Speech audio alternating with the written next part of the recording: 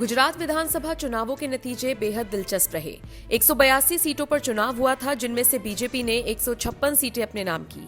17 सीटों पर कांग्रेस सिमट गई, जबकि आम आदमी पार्टी को 5 सीटें मिली।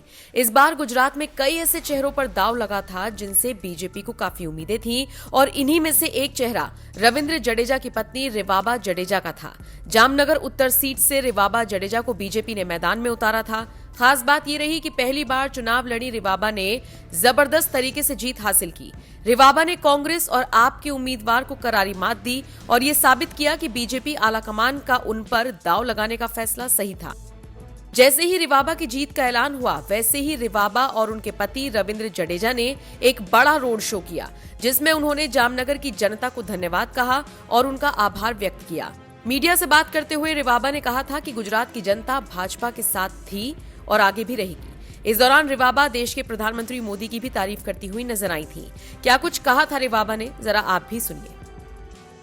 मैं तहे दिल से धन्यवाद कहना चाहूँगी। हमारा जो केंद्र का नेतृत्व है, हमारे माननीय प्रधानमंत्री नरेंद्र मोदी जी हैं, अमित शाह जी हैं, CR पाटिल जी हैं, और डबल इंजन की सरकार के माध्यम से माननीय मुख्यमंत्री के तौर पे हम जिसे अब वापस देखेंगे, ऐसे हमारे भूपेंद्र भाई पटेल हैं, CR पाटिल जी, ये सब उनका जो एक संगठन की पूरी टीम, उनकी ताकत के लिए भारतीय जनता पार्टी के जामनगर के जितने भी सन्निष्ठ कार्यकर्ता भाई बहन हैं, उन्होंने जिस हिसाब से, मैं प्रत्याशी के रूप में अपने आप को नहीं देख रही थी, बाकी जो लोग मेरे लिए आगे चल के सहर्ष मेरा स्वीकार किया, मेरे माध्यम से प्रत्याशी के रूप में वो जिस हिसाब से आगे बढ़ के काम किया, सब लोगों तक पहुंचकर जनसंपर्क में इतना उत्साह दिखाकर, और पूरे 1 महीने की जो लगन, जो मेहनत मैंने भारतीय जनता पार्टी के कार्यकर्ता भाइयों बहनों में देखी, तो मैं तहे दिल से उनका धन्यवाद करना चाहूँ। आज मेरी नहीं, हम सभी की जीत हुई है। भारतीय जनता पार्टी के जामनगर के जितने भी सन्निष्ठ कार्यकर्ता भाई बहन हैं, उन्होंने जिस हिसाब से, मैं प्रत्याशी के रूप में अपने आप को नहीं देख रही थी, बाकी जो लोग मेरे लिए आगे चल के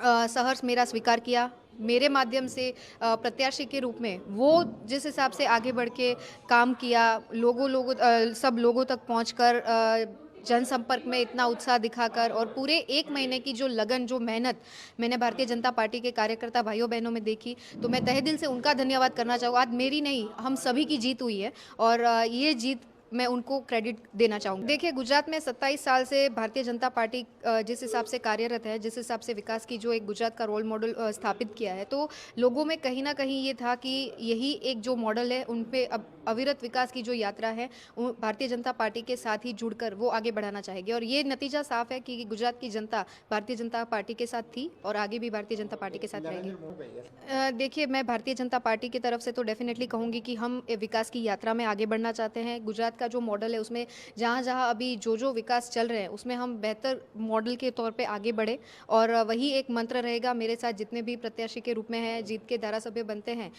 तो उनका एक वही चयन रहेगा कि भारतीय जनता पार्टी की विचारधाराओं के साथ जुड़कर जो डेवलपमेंट के काम हो वो आगे बढ़ाए। अब रिवाबा ने तो चुनावी मैदान में झंडे गाड़ दिए। खबर ये मिल रही है कि जल्द ही रविंद्र जडेजा भी बीजेपी ज्वाइन कर सकते हैं। पॉलिटिक्स ज्वाइन करने का हिंट उन्होंने उसी वक्त दे दिया था जब वो रिवाबा का पर्चा दाखिल करवाते वक्त पत्रकारों से बात कर रहे थे। जडेजा ने कहा था, मुझ में अभी 4-5 सालों का क्रिकेट बचा है, उसके बाद मैं भी राजनीति में एंट्री करूंगा। वैसे रिवाबा कई कारणों से चर्चा में रही और चुनाव जीती। सबसे बड़ी वजह ये सीट बीजेपी की परंपरागत सीट है। दूसरा कारण ये रहा कि खुद रविंद्र जडेजा ने उनके लिए प्रचार किया।